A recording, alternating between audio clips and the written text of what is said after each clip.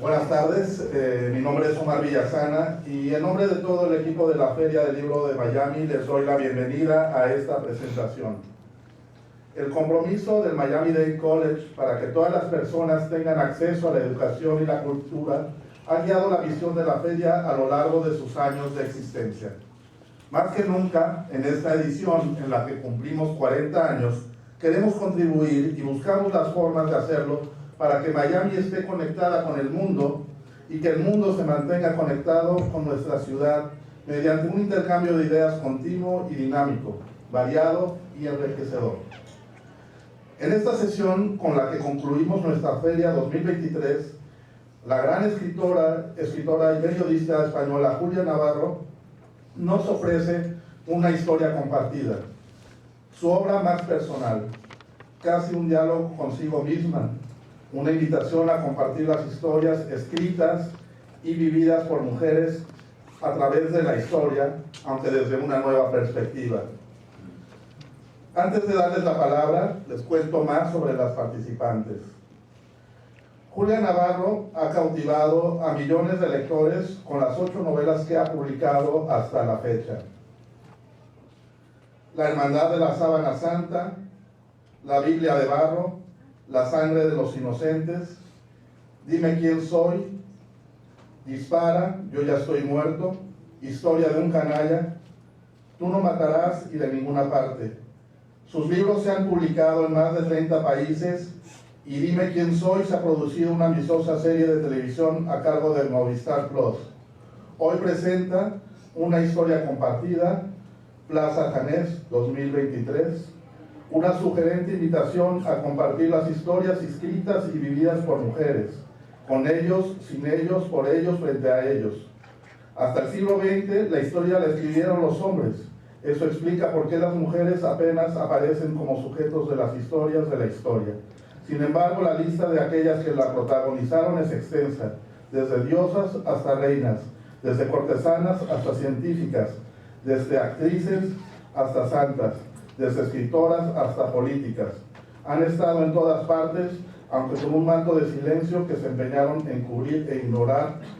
Y por eso, este libro no es solo la historia de ellas, sino la de todos, pero contada no a través de la supremacía masculina, sino de un lugar común. Mirta Ojito es periodista y autora de 2 libros, El Mañana, Memorias de un éxodo cubano, y La Cacería, una historia de inmigración y violencia en Estados Unidos.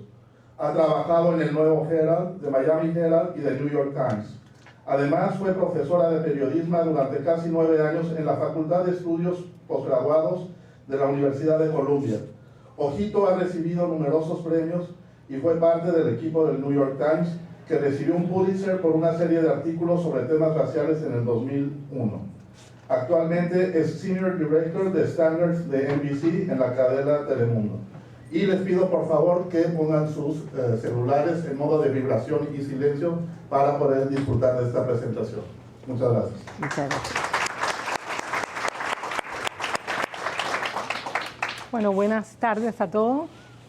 Y si me ven así sentada, que parezco una estrella de Hollywood, así toda, es porque me duele la espalda mucho hoy. Y tenía 3 opciones: no venir, venir y aguantar, o gracias, venir y tratar de acomodarme. Entonces estoy tratando de acomodarme para estar aquí. Bueno, ya yo no voy a leer la biografía de Julia, pero digo que estoy encantada de estar aquí con ella. Nos conocimos unos años que son más de los que yo pensaba. Yo pensaba que fue más recientemente, fue como en el 2006 o 2007, porque la entrevisté para un artículo en AARP, pero nunca nos habíamos visto en persona. Bueno, pero me lo vas a poner en la cara. Ok. A ver, como ya saben, periodista desde el 83, analista política, escritora de novelas desde 2004, con libros traducidos a más de 30 idiomas, ha dicho que pudiera renunciar a todo menos la lectura. No usa tacones desde hace más de 30 años. Se siente mimada y querida por su familia, que incluye un esposo, también periodista, y un hijo. Huelga decir que es feminista y en algunas entrevistas ha dicho que ella no es importante, que ella lo que quiere es contar la vida de otros, no la suya. Y sin embargo, estamos aquí hoy para charlar sobre su más reciente libro, Una historia compartida, el cual ella misma ha descrito que es su libro más personal. Es una especie de memorias, creo yo, mezclada con historias de mujeres que han sido importantes a través de la historia. Ciertamente yo he aprendido muchísimo leyendo el libro. Por ejemplo, que la primera novelista fue una japonesa en el siglo X. ¿No? ¿Quién sabía eso? Yo no sabía eso. ¿Usted lo sabía? Qué maravilla. ¿Usted enseña literatura? Ah, yo no lo sabía. Además, me ha deleitado saber más sobre Julia, la mujer, la escritora y sobre todo la lectora. Leyéndolo me he enterado, Julia, que tenemos muchas cosas en común. Ambas amamos el periodismo, es una pasión para ambas. También pasión por la lectura. Tuvimos padres que no nos pusieron límites por ser mujer, según me enteré leyendo tu libro. Y tuvimos una abuela llamada Teresa, mi abuela paterna, se llamaba Teresa. Sí. Yo también llegué adulta sin saber freír un huevo. Y aunque ya hace muchos años que cocino, desde que tuve mi primer hijo no me quedó más remedio que aprender a cocinar, más o menos. Lo de freír huevos no se me da. No hay manera que pueda freír un huevo. Es bastante difícil freír un huevo bien. Un buen huevo frito es difícil. Lo demás es más fácil hacer un lechón asado que freír un huevo bien. Así que bueno, vamos bien, Julia, tenemos todas estas cosas en común. Vamos, bienvenida a Miami. Pero yo te diría, yo me he labrado entre mi familia fama de inútil para la cocina. Es lo mejor que hay. Es maravilloso porque nadie espera nada de mí. Nadie espera nada de ti. Yo no he podido. Tuve 3 hijos varones y los he estado alimentando durante muchos años. Lo único que he logrado es que ellos cocinen. Los 3 saben alimentarse, no dependen de mí, lo cual es maravilloso. Pero bueno, bienvenida a Miami, Julia. Un aplauso para Julia. Empecemos por el principio, que es el título. Empecemos porque yo te doy las gracias, Mirta, porque hayas querido presentar este libro y porque yo les doy las gracias a todos ustedes por querer acompañarme esta tarde y escucharme. Así que ese es el principio. Perfecto. Dar las gracias siempre. Siempre, es verdad. La segunda parte entonces es hablar sobre el título del libro, que me llamó mucho la atención. Una historia compartida con ellos, a pesar de que es un libro sobre mujeres, sin ellos, por ellos y frente a ellos. Entonces quería que nos hablaras un poquitico de por qué escogiste ese título. Bueno, este es un libro que me ha costado toda una vida escribir. No habría podido escribirlo si no tuviese la edad que tengo, porque es un resumen de los libros que yo he leído, de los viajes que yo he hecho. Por eso es un libro más personal, y es un libro más personal porque durante la pandemia en España estuvimos encerrados en casa, pero literalmente, y yo tenía ganas de escaparme, y la única manera que encontré de hacerlo fue escribir, hacer casi un diálogo conmigo misma, y empecé a recordar mis lecturas. Antes han leído parte del prólogo de mi libro, cuando yo digo que la historia la han contado los hombres, olvidándose que nosotras estábamos allí. Yo no quiero hacer lo mismo, porque entonces estamos condenados a no entender nada, a que nos cuenten siempre la historia desde una parte. Y yo creo que no se puede contar nada que tenga que ver con nada, sino es decir, en relación los unos con los otros. Es decir, el mundo está habitado por hombres, por mujeres, y desde el principio de los tiempos, bien o mal, hemos estado todos juntos. Entonces, contar la historia o una parte de la historia desde la parte masculina o la parte femenina es estar siempre condenados a no entendernos y que no haya ese punto en común. Todas las mujeres que estamos aquí tenemos padres, todas habremos tenido o hermanos o primos o el vecino del quinto, da igual, pero todas nos hemos relacionado con hombres. Por tanto, nuestra vida no está exenta de ellos de la misma manera que la de ellos. Siempre ha estado con una presencia de mujeres, porque todas han tenido una madre, todos han tenido una madre. Por tanto, una historia compartida es una historia donde estamos todos. Y además yo, porque he ejercido muchos años el periodismo, Mirta, y siento esa curiosidad permanente, Cuando yo estoy tratando de cualquier mujer, quiero saber cómo eran los hombres que estuvieron cerca de ella. Porque voy a conocer mucho más sobre esa mujer si sé quiénes son los hombres de los que se ha rodeado. Por eso es una historia compartida. Yo creo que yo puse con ellos, sin ellos, por ellos, frente a ellos, tendría que haber añadido y con la ignorancia de ellos. Ah, es interesante. Sí. ¿Y eso se te ocurrió después? Sí, eso es lo malo. La próxima edición. Lo puse así en una de las páginas, lo he puesto, pero me di cuenta que tendría que haberlo puesto en la portada. Ya. Pero eso se me ocurrió después, eso tenía que haberlo puesto en la portada, pero... Ya. ¿Y cómo escogiste a las mujeres y cuántas son? Yo conté como 90, pero paré. No, hay como 200. ¿Ya ves? Yo sabía, yo paré. Sí, yo no las conté. Yo fui, es que me lo contó mi editor. Yo fui recordando, empecé por recordar a mi abuela, que es la que me enseñó a leer, y a partir de ahí mis primeras lecturas, mi primer encuentro con la mitología griega, y intenté así un poco como ordenar las mujeres de la mitología, después las mujeres científicas, las mujeres poetas, y intenté ordenarlos. Pero la verdad es que ustedes me perdonarán, pero es un poco caótico el libro. Yo no vi ninguna pintora. ¿No pusiste pintoras, no? No puse ninguna pintora, como tampoco puse ninguna música. Es una historia más que tiene que ver con la literatura, pero también con las mujeres de ciencia. Yeah. Porque hay una cosa que me obsesiona mucho, no sé en Estados Unidos, pero en mi país siempre se dice que las niñas eligen carreras que no tienen que ver con la ciencia. Y yo siempre he pensado que si es así es porque no tienen referentes. Claro. Porque en los libros de texto no aparecen mujeres que se han dedicado a la ciencia. Y esa era una obsesión que yo tenía al escribir este libro, sacar un número, todas las que yo conozco, todas las que podía encontrar de mujeres cuyas aportaciones al mundo de la ciencia han sido fundamentales. Te iba a preguntar cuánto tiempo te tomó esa investigación, pero creo que es toda la vida. Exacto. Toda una vida. No habría podido escribir este libro. Cuando me dicen, ¿usted ha investigado mucho? Digo, pues la verdad es que un poquito, pero no mucho, porque es un libro fruto de mis lecturas, fruto de mi encuentro, de los encuentros que yo he tenido con estas mujeres a través de las lecturas y a través de los viajes. Vamos, pero todo eso no lo tienes en tu cabeza. Tuviste que utilizar tus libros como referencia, hombre, por lo menos. Porque si no es demasiado. Quedaría como listísima, ¿no? Sí, demasiado. Decir que sí, demasiado. Pero no lo voy a decir, no. Empecé un poco a hacer, decir, bueno, ¿por dónde empiezo? Y dije, bueno, tengo que empezar con mi abuela, porque con ella empieza todo. Entonces eso lo tenía claro. Y algunas mujeres también las tenía muy claras. Y otras de repente las recordaba, pero no las recordaba en toda su extensión. Y de repente, buscando un dato, me encontraba alguna, y esta cómo se me ha podido olvidar.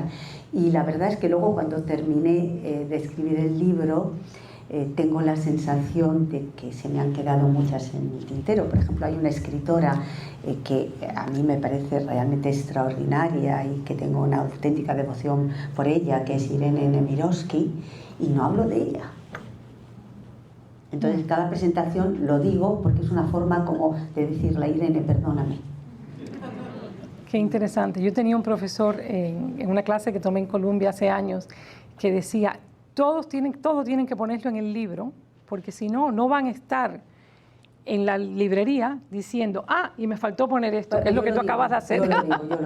Yo lo digo porque es que no estoy contenta conmigo misma. Claro, bueno, pero a lo mejor un segundo libro. Bueno, por ahora vamos a dejarlo así. ¿Y este libro cómo tú lo ves? ¿Como un libro de referencia? ¿Como un libro que mamá le dan a sus hijas? ¿Como un libro para las escuelas? ¿Cómo lo ves? Yo cuando escribo un libro nunca sé lo que va a pasar con él y nunca tengo una expectativa de que quiero que el libro sea esto o otra cosa. Yo creo que es un libro que le puede ser útil a muchas personas, a muchos lectores, tanto hombres como mujeres.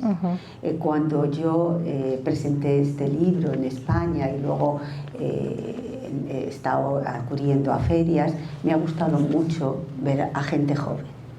Me ha gustado decir que venían a decirme, oiga, he leído el libro y he descubierto tal cosa, o mi profesor de literatura nos dijo que nos compráramos su libro, y eso, bueno, pues para mí es un motivo de satisfacción. Sin duda, sin duda. Pero a ellos les recomiendo que lo lean, pues se van a llegar una sorpresa, van a decir, pero ¿qué listas son? Has dicho que viajar te inspira, y en el libro hablas de tus viajes, sobre todo en familia, a Grecia y a Egipto.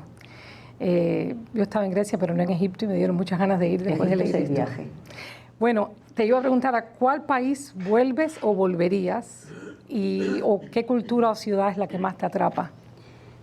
Egipto es el viaje, insisto. ¿Por qué? Porque es el viaje, porque tiene todos los elementos, o por lo menos para mí, yo lo veo así, ¿no? Pues yo cuando era pequeña soñaba con sitios exóticos, llenos de aventura, donde te puede pasar cualquier cosa. Y yo siempre que voy a Egipto tengo esa sensación de que en cualquier momento me va a pasar algo. Luego no me pasa nada, pero ir con esa emoción, eso sí, en esta esquina, no sé, algo me va a pasar, pero yo entiendo que Egipto es el viaje. Es una cultura tan rotunda, tan diferente, tan fantástica,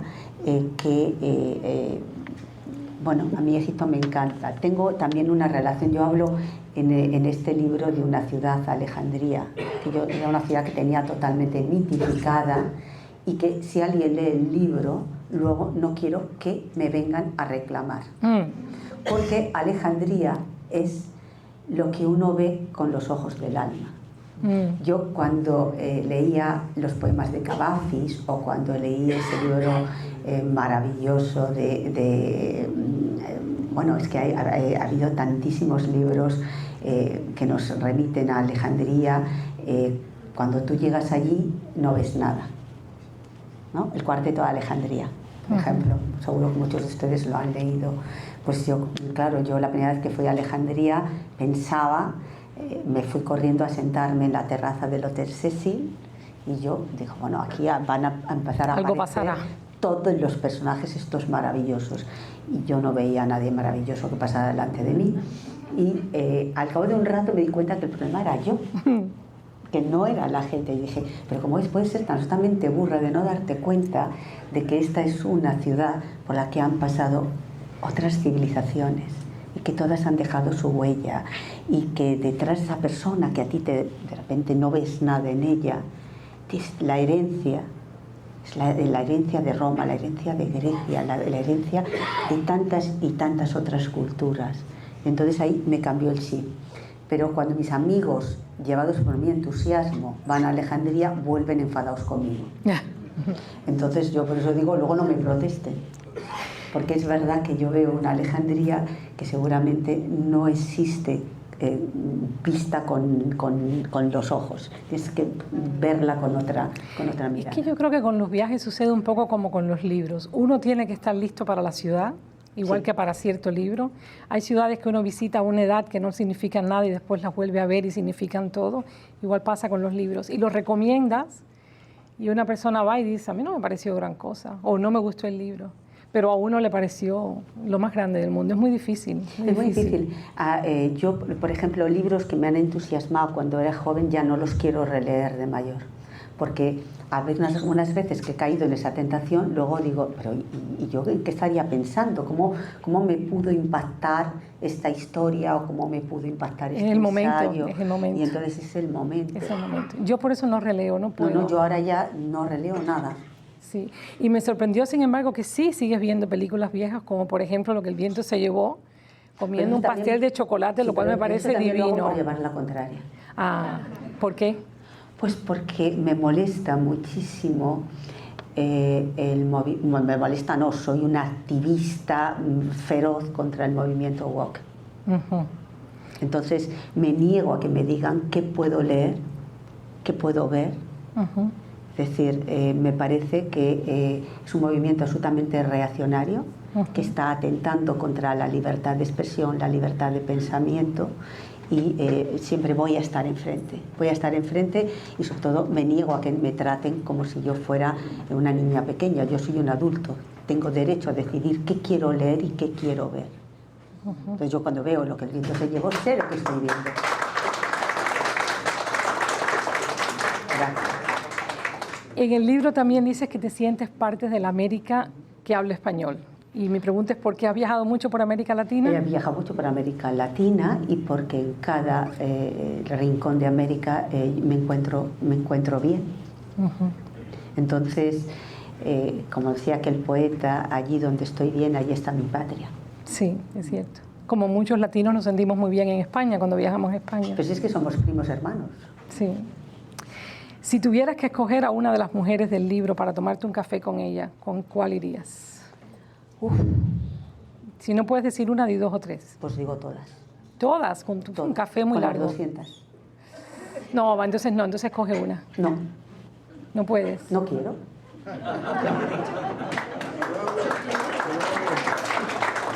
Bueno, ok, voy a poner lo más fácil, del siglo XX. No, todas. Todas las del siglo Todas XX. las que hablo en mi libro del siglo XX es que me parecen unas señoras fascinantes. Sí, sí, lo son todas. ¿Qué nos falta en el siglo, hablando de siglo, en el siglo XXI para dejar de ser acompañantes, para brillar por luz propia, que sé que ya lo estamos haciendo, pero no estamos todavía ahí? ¿Qué más se puede hacer? Bueno, yo creo que tenemos, antes lo decía en la otra presentación, yo creo que tenemos la suerte de vivir en una parte del mundo en el que hemos conseguido derechos que eran impensables hace 50, 100, pero casi me atrevería a decir incluso hace 15 o 10 años. Entonces, yo creo que también hay que ser justos. La lucha de tantas y tantas mujeres desde el siglo de final del XIX a lo largo del XX hasta hoy, claro que ha dado sus frutos. Lo que pasa es que ha dado sus frutos en una parte del mundo en la que estamos nosotras. Entonces, yo creo que si no reconocemos las cosas que hemos conseguido, no nos podemos quejar de lo ya conseguido. Claro. El desafío es seguir adelante.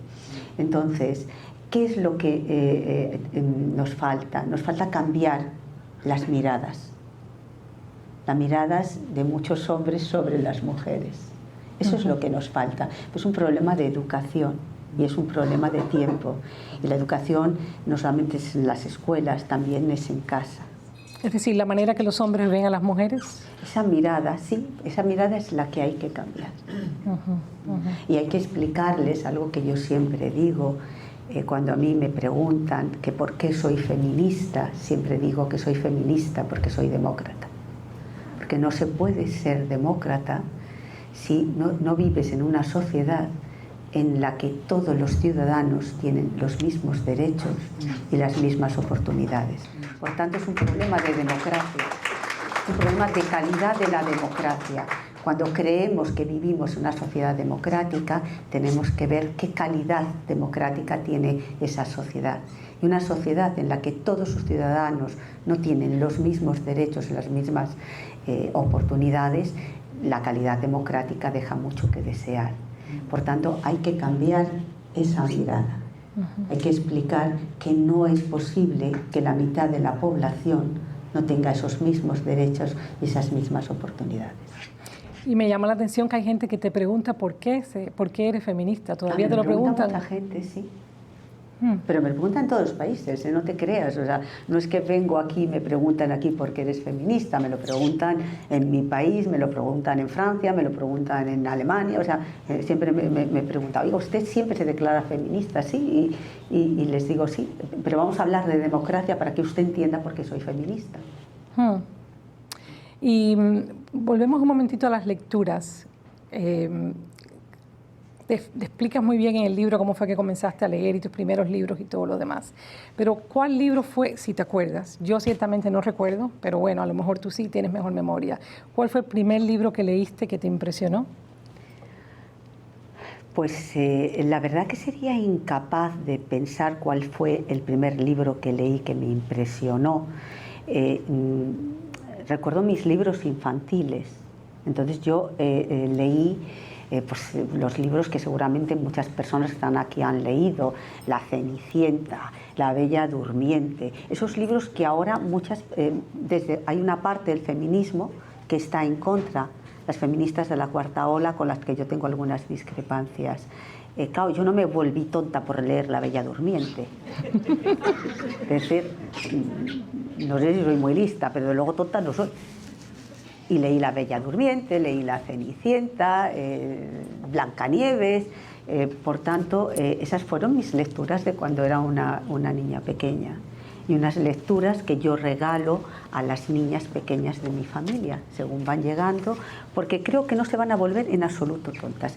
Y creo que los niños saben perfectamente lo que están leyendo y lo que es. Y además porque yo cuando era pequeña me encantaba disfrazarme de princesa. ¿A quién no? no? Me iba a disfrazar de camionero. O sea, me gustaba disfrazarme de princesa. Claro, ¿por qué no? Ahora, entiendo perfectamente si una niña quiere disfrazarse de camionero, lo haga. Pero ni ella va a ser ni más lista, ni yo más tonta, porque cada una se disfrace de lo que quiera. En una ocasión cuando hablamos por teléfono en la entrevista, me dijiste que te preocupaba, estábamos hablando sobre el futuro de los libros y estabas bastante segura de que los libros siempre tendrían futuro, porque siempre nos gustan las historias, pero sí te preocupaba el tiempo que estaban pasando, sobre todo los más jóvenes, en los teléfonos, en todo. Y ahora no solamente son los más jóvenes, ahora todos estamos pasando una cantidad de tiempo tremenda en los teléfonos. Pero ahora, por lo menos yo tengo una preocupación nueva, ya no es ya esa, es la inteligencia artificial. Y me imagino que le has pensado un poco sobre eso y quería saber si te preocupa, si te aterra, te intriga. Me intriga y me preocupa, no me aterra, Okay. Porque yo creo que la inteligencia artificial es eso, artificial, y que siempre tendrá que haber alguien, un humano, que maneje o que meta incluso las posibles emociones que pueda tener ese aparato, pero que nunca tendrán conciencia. Quiero creérmelo, pero tampoco estoy muy segura. Sí, no. Pero no me gusta nada el pensar que alguien que una máquina puede suplantar tu personalidad y de repente escribir un libro como tú lo tienes, o componer una canción como el compositor que más nos guste. Bueno, yo creo que es algo que la sociedad tiene que abordar y que los poderes públicos tienen que abordar. Sí, es un tema complicado. Yo conozco escritores que escriben un párrafo y lo ponen no sé ni en qué lo ponen porque yo no lo he usado, pero lo ponen en algo y le dicen que, le preguntan a esta máquina si el párrafo está bien. Pues yo no pienso hacerlo. Yo no sé exactamente cómo funciona, además cuáles son los parámetros para saber si el párrafo está bien o no. Es algo muy complicado. Ni un editor a veces puede hacer ese trabajo. No puede hacer ese trabajo porque a lo mejor a él no le gusta nada y tú crees que es el párrafo de tu vida. Exacto. Claro. Entonces... hay una sección del libro que me pareció muy interesante, bueno, todo muy interesante, pero esta que quisiera que comentaras un poquito para los que no la han leído todavía, que es la intentona golpista del 23 de febrero del 81, de la que fuiste testigo desde la tribuna de prensa del Congreso. Sí. Entonces cuéntales un poquito, a mí me parece que está escrito casi como un thriller esa parte. No, lo que pasa es que yo terminé el libro con un capítulo que estaba dedicado a Oriana Fallaci. Para mí Oriana Fallaci, cuando yo era una adolescente, era un referente, ¿no? Era decir, ¿cómo quieres ser de mayor si te dedicas al periodismo? Pues como Oriana Fallaci, estaba clarísimo. ¿Por qué? Porque Oriana estaba siempre donde pasaba algo, siempre estaba en primera línea, era un referente. Entonces, claro, yo terminé con Oriana Fallaci y yo dije, bueno, yo quería ser Oriana Fallaci y tener esa entrevista con la historia, ¿no?, que ella tuvo y que luego publicó en un libro todas sus entrevistas, porque ella entrevistó a toda la gente que fue importante en el siglo XX. Y entonces yo pensé, bueno, yo tuve una pequeña entrevista con una parte de la historia, una parte de la historia de mi país. Y entonces conté algunas cosas de mis comienzos de periodismo político que me pillaron en medio de un golpe de Estado. O que fue cuando el 23F en el Congreso entró un grupo de guardias civiles en una intentona golpista. Y siempre me preguntan, ¿y usted pasó miedo? Y es curioso, porque todos los que estuvimos allí, ahora todo el mundo dice que nadie pasó miedo, y la única que dice que pasó un terror enorme fui yo. Entonces, pero me llama muchísimo la atención, porque todos mis compañeros, hombres de prensa, a los que yo vi que estaban tan asustados como estaba yo, como no podía de ser de otra manera, porque tienes un tío que te está amenazando con una, yo no sé cómo se llaman, no sé, era un CEDME, claro, un arma. En ese momento contento no estás, y además piensas, mira, que si se pone nervioso, pero ahora nadie, o sea, no conozco a nadie de los que estuvieron allí que ahora digan que tienen miedo, excepto yo. Excepto yo, que yo digo, yo pasé pánico, vamos, es decir, pensé que era el último día de mi vida. Leyéndolo, pensé mucho en el 6 de enero en el Congreso de Estados Unidos, porque además hay algunos de miembros del Congreso que sí han dicho que pasaron miedo y que pensaron que iba a ser el último día de su vida. Yo lo pensé, estaba convencida. Hacía muy poco que se había estrenado en España una película, Missing, que hablaba del golpe de Pinochet, bueno, todo lo que fue aquella tragedia en Chile, y todas las personas que evidentemente no íbamos a estar al lado de los golpistas, ya nos estábamos viendo en un estadio sin saber qué iba a ser de nosotros. O sea, yo sí que pasé miedo. Pasé miedo porque no sabía lo que iban a hacer, y luego también pasé miedo porque no sabía si en caso de que no nos pasara nada allí, lo que nos podría pasar si nos sacaban fuera de allí. Claro. Y hablando de violencia, tú has escrito muchísimo sobre el Oriente Medio durante toda tu carrera, te interesa mucho. ¿Cómo ves los eventos actuales? Pues con mucha pena y con mucha preocupación, ¿no? Es decir, yo creo que el ataque a Israel fue un ataque absolutamente brutal. Yo creo que Israel tiene derecho a existir y tiene derecho a defenderse. La cuestión es luego la proporción a la hora de defenderte, ¿no? Y también creo que la única solución a ese problema es que haya dos estados. Yo sé que a la gente no le gusta escuchar esto, pero yo apuesto por los dos estados. Y cuando a mí me preguntan si soy projudía, yo digo sí, soy projudía porque también soy pro-palestina. Y porque creo que tenemos que ayudar, los que estamos fuera, a que esas dos comunidades no ser tan pro algo que entonces terminas echando más leña al fuego. Entonces yo creo que lo que tenemos que ayudar es que esas dos comunidades, yo no pretendo que se quieran ni que se hagan amigos ni nada por el estilo, pero ya están viviendo juntos, pero están viviendo mal, ya que van a tener que seguir viviendo juntos, al menos que vivan aceptablemente en buena vecindad unos con los otros. Ni Israel va a acabar con los palestinos, ni los palestinos de Hamás va a acabar con Israel. Por tanto, hay que buscar una solución. La solución son dos estados. Y antes lo decía, no quisiera yo verme en el... entiendo que la comunidad internacional tiene que implicarse para que eso sea una realidad. Ya. Muy bien, pues en esa nota de optimismo... No, de optimismo no, esto es un deseo. Bueno...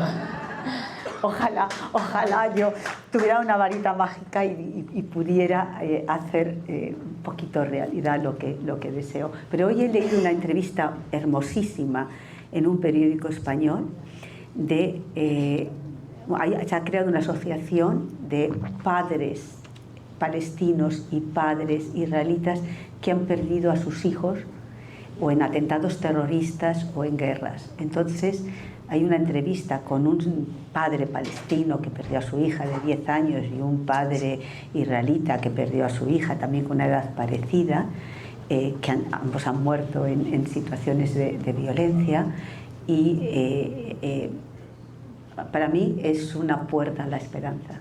Es decir, ellos no van a ser amigos, sino simplemente dicen, tenemos que encontrar la manera de que nuestros hijos no sigan muriendo. Entonces, esa es la apuesta. Muy bien. Y tenemos ya, creo que 2 personas, váyanse poniendo si quieren ahí para hacer preguntas. Yo creo que hay que ir al micrófono, señora. A ver, ¿usted tiene una pregunta? Sí, buenas noches. Hola, buenas noches. Estoy muy feliz de verla en la Feria del Libro. He leído 3 libros suyos. Tengo mi pregunta preparada, pero ya que usted habló de Egipto, coincido con usted, yo estuve en octubre y me cautivó el país, más que un país, una civilización. Lo único que no he estado en Alejandría, y después de leer la Biblia de barro, pues como que me ha quedado esa inquietud, ¿no? De que tengo que regresar para poder ver Alejandría. Como le dije, leí la Biblia de barro, Tú no matarás y Dime quién soy. Y claro, libros geniales, pero como tenía que preparar una pregunta, me pareció curioso de que en los 3 libros usted toca el tema padre e hija, como en la Biblia de barro, o luego madre e hija, como Tú no matarás, Madre e hijos. Catalina, bueno, Catalina. Tú no matarás, Catalina con su hija ilegal que está obsesionado con el padre, la reconozca. Y claro, Ningún hijo es ilegal nunca. Sí, Dime quién soy, porque Amelia con su hijo lo abandona siguiendo un ideal y un hombre que la apasionaba, ¿no? Entonces, es algo que coincide, o que usted a propósito quiere hablar de esta relación padre-hija, hija-hijo, hija-hija, madre-hija. Pues no tengo ni idea, sinceramente. A mí se me ocurre una historia, quiero contar algo y lo cuento, pero en ese momento no estoy planteándome, a lo mejor es mi subconsciente y usted ha visto más de lo que yo soy capaz de ver, pero es que ni se me había ocurrido que eso está en mis libros, pero ahora lo voy a pensar. Y la próxima vez le diré si tiene usted razón o no. Gracias. Nada. Yo no quería hacerle ninguna pregunta, solamente decirle lo satisfecha que me siento de estar en esta reunión y salvando las distancias, sí me voy a atrever a hacerle una pequeña corrección. Cuando usted habló de Palestina e Israel, yo le diría, es que esto no es Palestina e Israel, esto es Hamás, asesinos e Israel, que es muy diferente. Por supuesto. Es decir, y la población palestina en buena parte es también víctima también de Hamás. Exacto, porque desde hace muchos años hay 2 países, desde el 5 de octubre del 2005. Bueno, son los acuerdos de Oslo, pero no hay 2 países, no hay 2 países reconocidos por Naciones Unidas. No, perdone, pero no. Los acuerdos de Oslo indicaban que esa era la dirección y está la autoridad palestina en Cisjordania, etcétera. Pero eso todavía no es un país con unas fronteras fijas, es decir, y está también tutelado de alguna manera. Yo voy con cierta frecuencia a esa zona del mundo, eso todavía no es un país. Ninguno de nosotros considera... Para hacerlo los palestinos. Bueno, no es tan sencillo, es un problema muy poliédrico el de Oriente Medio y es verdad que Cisjordania no tiene nada que ver con Gaza. Yo conozco los 2 lugares y los conozco hace mucho tiempo, todo lo que fue Gaza y lo que es Cisjordania. Y es verdad que no tiene nada que ver cuál es la situación en Cisjordania, el desarrollo de Cisjordania, etcétera, pero al final es un territorio tutelado. Y yo hablo de un país con fronteras claras, definidas y sin la tutela de nadie. Israel puede entrar siempre que quiere. No me diga que no, porque yo he estado de repente tranquilamente en Belén paseando y de repente suenan las sirenas porque está entrando el ejército y tienes que salir corriendo. O sea, eso a mí no me lo puede contar nadie porque es que yo lo he vivido. Así que es un país tutelado, y un país tutelado no es un país independiente. ¿Usted tiene una pregunta? Un gusto y un honor poder estar aquí escuchando. He disfrutado muchísimo, he tenido la fortuna de poder leer varios de sus libros, pero el que me dejó traumatizada es la historia de un canalla. ¿En quién se inspira esa historia? Porque fue una relación bien enfermiza que tuve con el libro, ¿no? Quería oír hablar de esa persona, pero no podía dejar de ver qué era lo otro horrible que iba a hacer. Bueno, no es usted la única. Quiero que sepa que mis lectores en todas partes, hay muchos que me recriminan ese libro y me dicen que cómo me he podido, de dónde he sacado una persona tan mala. Yo estoy encantada de que todos ustedes hayan encontrado gente buena en la vida, pero hay gente así. Cuando yo hablo de ese personaje que ya desde niño es malo, pido que piensen, por ejemplo, en esos niños que hacen bullying a otros niños, en esos niños que se suicidan porque no soportan el acoso a los que les someten otros compañeros suyos de su misma edad. Es decir, el mal existe y a veces incluso los niños llevan a cabo ese mal contra otros niños. Por tanto, yo no me estaba inventando algo, decir, ahora se me va a ocurrir un niño que es un psicópata. No, desgraciadamente hay niños que son así. Ese libro, claro, yo creo que me pasé con la dosis. Pero es verdad, y además me he dado cuenta que lo que yo intentaba con ese libro, nadie lo ha entendido. ¿No? Y la culpa es mía, o sea, es decir, al final, si los demás no lo entienden, es que la culpa es mía. Yo escribí ese libro para intentar hacer una reflexión sobre la sociedad de la comunicación, sobre lo fácil que es la manipulación de la opinión pública. El personaje de ese libro se dedica al marketing, aquí hay alguien que se dedica a eso y me va a odiar, pero bueno, es decir, a vender realidades a la gente para que las compre. Y yo lo que quería era explicar lo fácil que es manipular a la opinión pública. Ese libro nació una noche en el que a mí me invitaron a una cena y me sentaron al lado de un señor amabilísimo, pero que era el presidente de una gran multinacional de productos de belleza. No era español, era de otro país. Yo miraba y yo decía, ¿y yo ahora que voy a hablar con este señor de cremas toda la noche? Y supongo que él pensaría, menudo rollo esta señora que me han sentado al lado. Y sin embargo fue realmente una cena para mí apasionante, porque me contó algo que me dejó boquiabierta, y eso es lo que me dio la idea de mi libro. Me contó cómo habían llegado a la conclusión de que ya no podían crecer más vendiendo los productos de belleza que vendían, y que entonces su equipo de marketing se les había ocurrido que había que convencer a los hombres que tenían que utilizar ellos también productos de belleza. Y se ha inventado un término, que no sé si en Estados Unidos lo han utilizado, que era el hombre metrosexual. Sí, cómo no.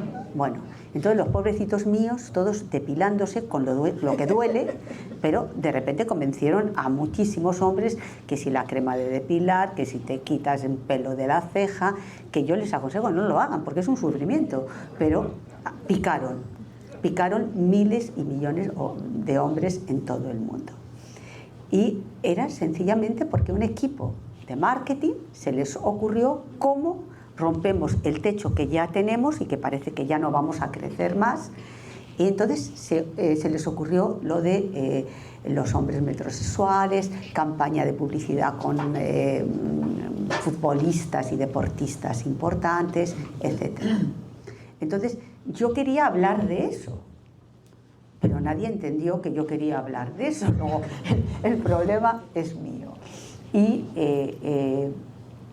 Pues la verdad que es así. Yo tengo un hijo que ahora ya es más mayor, ya no tengo ninguna autoridad sobre él, pero yo me acuerdo que cuando yo escribí ese libro se puso también de moda los pantalones rotos, cosa que a mí me irrita profundamente.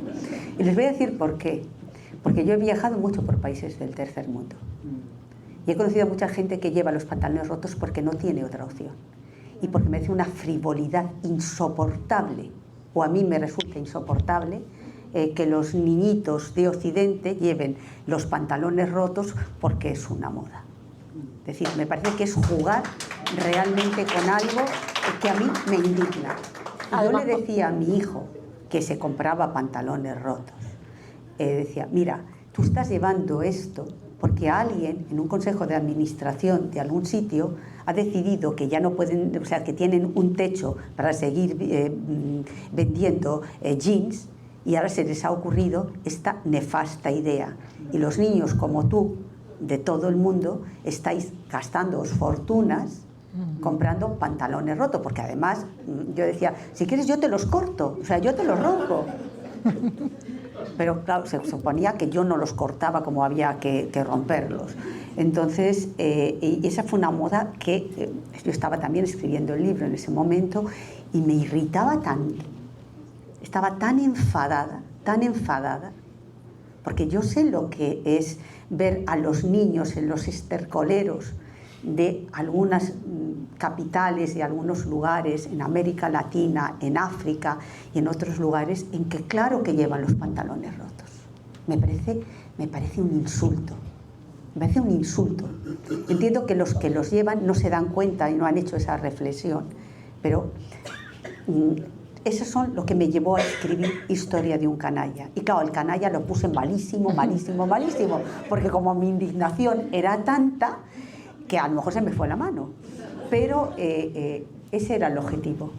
Ese era el objetivo. Gracias por Nada. complementar. Gracias. ¿Más preguntas? Sí, sí. Julia, para ti que has viajado tanto, ¿cuándo tendremos un libro de viajes? Este también es un libro de viajes. Sí. Este es un libro de viajes, porque aquí hablo de mis viajes. Y cuento, no sé, mis viajes a mí me apasiona el mundo clásico, ¿no? Mi cultura es la grecorromana, por tanto, aquí está Roma, aquí está Grecia, aquí está Egipto, porque también es parte de esa cultura. Este también es un libro de viajes, pero un libro de viajes, no se crea que no lo he pensado en alguna ocasión. Lo que pasa es que estoy tan metida en lo de las novelas, en escribir historias, que nunca tendré, es que necesito otra vida para seguir escribiendo y me temo que no la voy a tener. Sí. Hola, mi nombre es Ainhoa, un placer, te conocí en la Feria del Libro de Madrid del 2021 y me enteré que firmabas libros al día siguiente, entonces estoy corriendo a la casa del libro a comprar unos libros. Yo había ido con un carrión, ya había comprado 10 libros, tuve que dejar ropa, entonces dije, bueno, voy a comprar el libro de Julia que sea de bolsillo, ¿no? Perfecto. Pero fíjate tú, cuando yo le digo a la chica, quiero comprar Dime quién soy, de Julia Navarro, pero de bolsillo, y ella, ¿cómo no? O sea, el libro era así, yo decía, Dios mío, ¿en qué bolsillo cabe esto? O sea, con toda esta anécdota que te cuento, ¿cuánto tiempo te tomó escribir ese libro tan maravilloso? 3 años. 3 años. 3 años, tardé 3 años. Gracias por el tiempo. Los libros que más me han costado escribir han sido Dime quién soy y Dispara, yo estoy muerto. Son los 2 libros que más me han costado escribir y que yo creo que son los libros favoritos de mis lectores.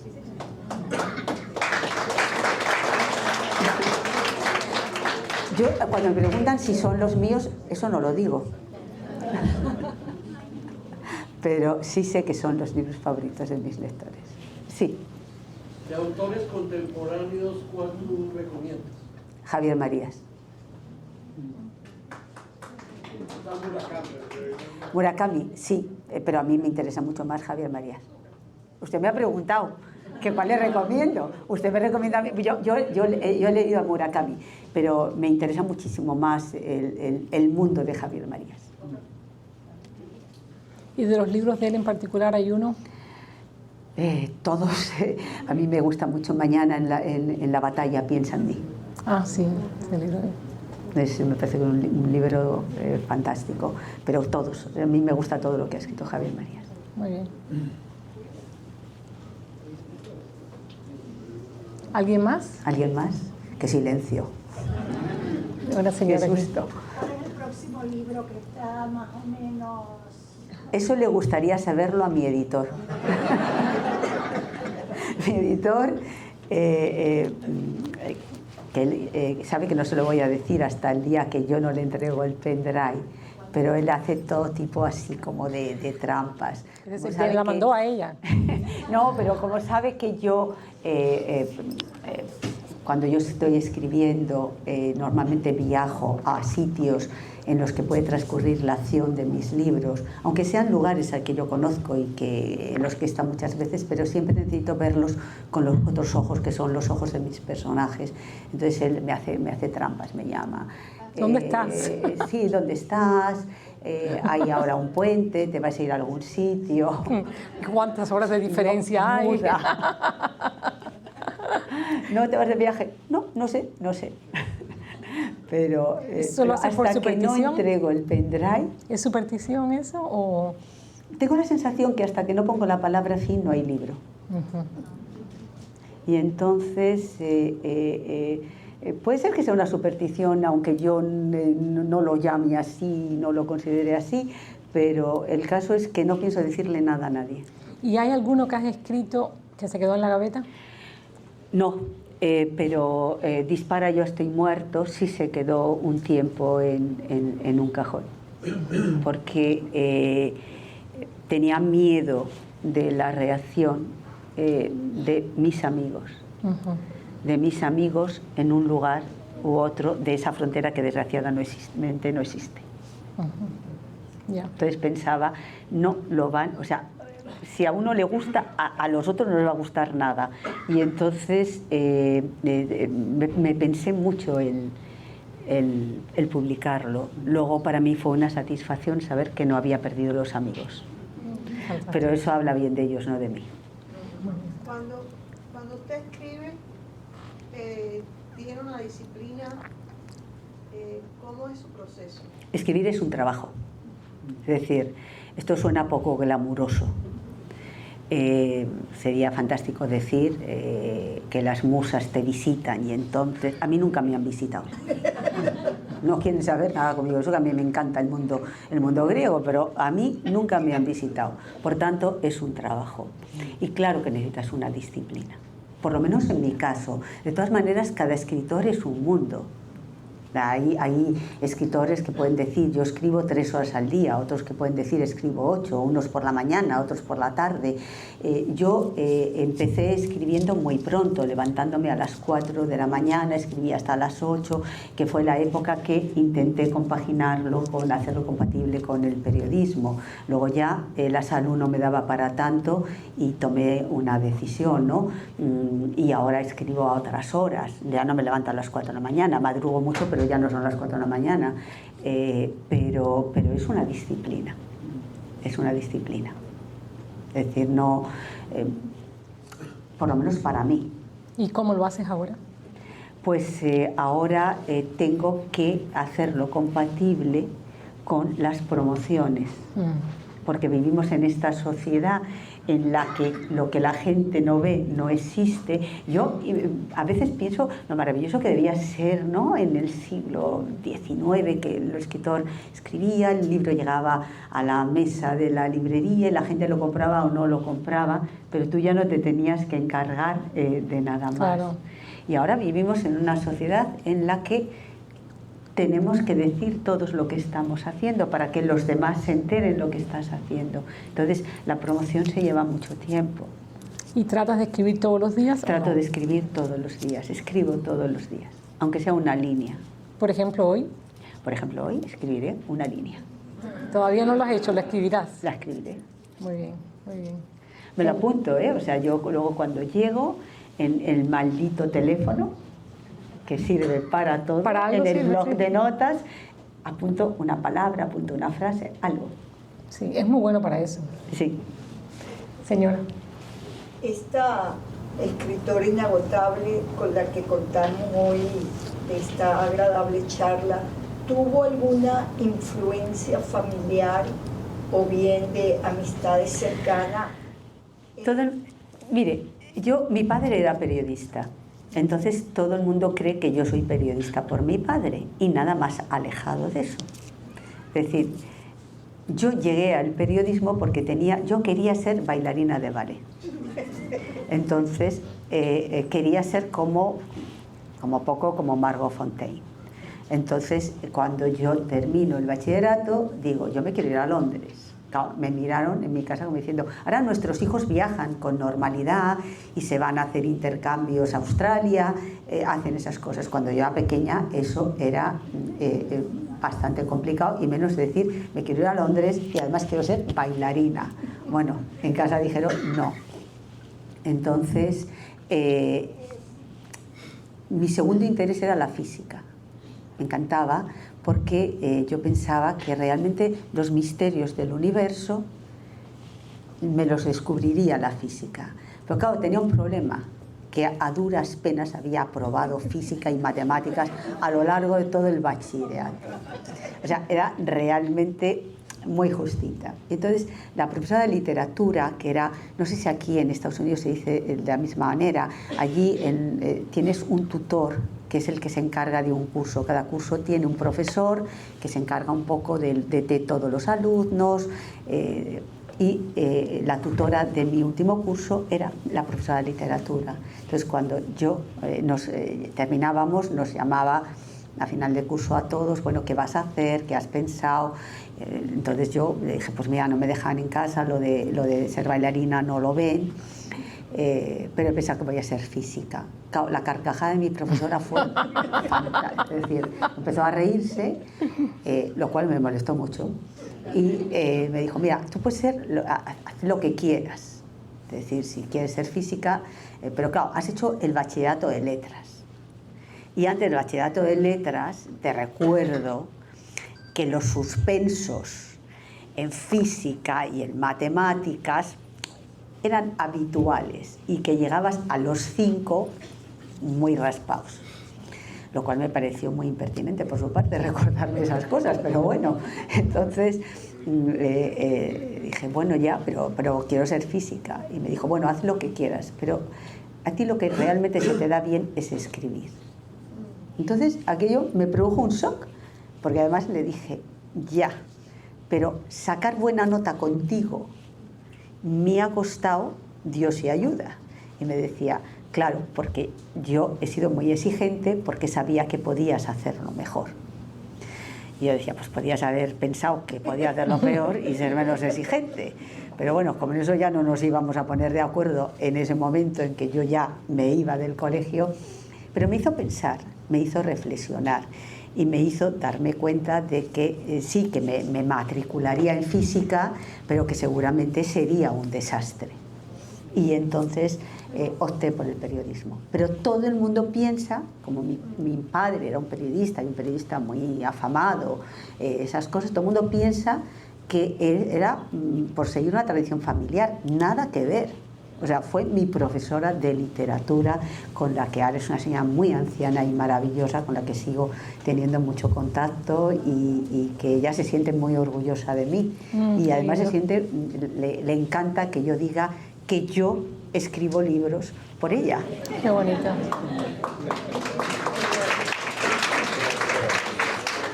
Sí. Bueno, una pregunta más y ya tenemos que cerrar. Buenas noches. Primero para darle las gracias por haber creado tan hermosas historias, de las cuales creo que la mayoría de nosotros hemos disfrutado y hemos pues también vivido esas historias. Pero tengo un niño de 6 años, el cual me estaba observando mientras leía la Biblia de Bach, y él me insinuó que seguro de esas visiones historias también podrían ser para él. Entonces mi pregunta es, ¿Julia Navarro también podría expresarse en la literatura infantil? Yo tengo un libro infantil. Yo tengo un cuento que publiqué hace 2 años. Hay una colección, Arturo Pérez Reverte, que es un escritor que seguro todos ustedes conocen, dirigió, o sea, nos pidió a una serie de escritores que escribiéramos un cuento. Entonces, cuando Arturo me llamó y me lo dijo, yo me tiré a la piscina y le dije que sí. Y escribí un cuento, que es lo que más me ha costado escribir en mi vida. O sea, fue dificilísimo y yo todo el rato pensaba, porque además no se me ocurría nada. Y yo pensaba, pues le voy a llamar y le voy a decir que no, que lo siento mucho, pero es que no se me ocurre nada. Y además estaba pensado para niños de 6, 7, 8 años, era mi primer libro. Porque claro, mi primer libro, yo de verdad que pensé, bueno, esto sí que es difícil. O sea, ¿qué le cuento a un niño de 7 años? Y al final tuve una idea y lo escribí y se publicó. Es una colección de libros que yo no sé si han llegado aquí. ¿Sí han llegado? Bueno, pues yo tengo un libro que es para su hijo. Porque claro, la Biblia de barro no se la vamos a dar, ni dime quién soy, ni nada. Pero mire usted por qué casualidad que yo he escrito un libro infantil, que es el primero y último. Pero también se lo digo, porque es que me pareció dificilísimo. Es una colección en la que pues muchos autores españoles, aparte de Arturo, estaba Javier Marías, Rosa Montero, Vargas Llosa, en fin, un montón de escritores. Y yo me arrepentí, como no se puede usted imaginar. O sea, yo le dije muy ufana a Arturo, sí, no te preocupes. Y luego me tiré 15 días diciendo, pues que le tengo que llamar y decirle, no lo puedo hacer porque no se me ocurre cómo me dirijo a un niño de 7 años. Claro, porque eso no era un cuento que le cuentas a tu hijo, sino eso iba en serio. Y sobre todo cuando me dijo todas las personas, todos los escritores que iban a hacer ese libro, yo dije, es que voy a hacer un ridículo absoluto. O sea, todos van a escribir unos cuentos maravillosos y voy a quedar como una boba. Pero me salió bastante bien.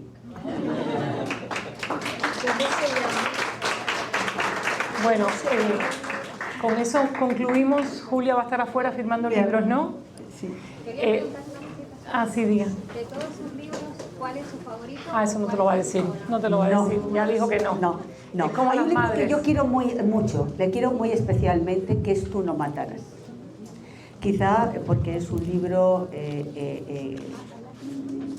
muy importante para mí por motivos personales, por la historia que cuento. Y además es un libro que está en la Biblioteca de Alejandría. Es decir, en la biblioteca cuando yo fui a presentarlo en Egipto, ese libro, en la biblioteca de Alejandría nos hicieron una visita y cuando me iba a marchar, uno de los directores me dijo, ¿nos deja usted su libro? Y yo dije, ¿cómo? Mi libro y yo me quedo aquí. O sea, me quedo aquí en un estante y no me muevo el resto de mi vida. Y entonces ese libro está allí y además es un libro que se ha traducido al árabe y que está a punto de publicarse. Yo creo que en diciembre ya está traducido, ya tengo la traducción, la portada, todo. Entonces es un libro, no es mi favorito, pero es un libro muy especial para mí, porque está en la Biblioteca de Alejandría. Que no es poca cosa. Tú no matarás, tú no matarás. Bueno, muchas gracias y buenas noches. Muchas gracias. Muchas gracias a todos.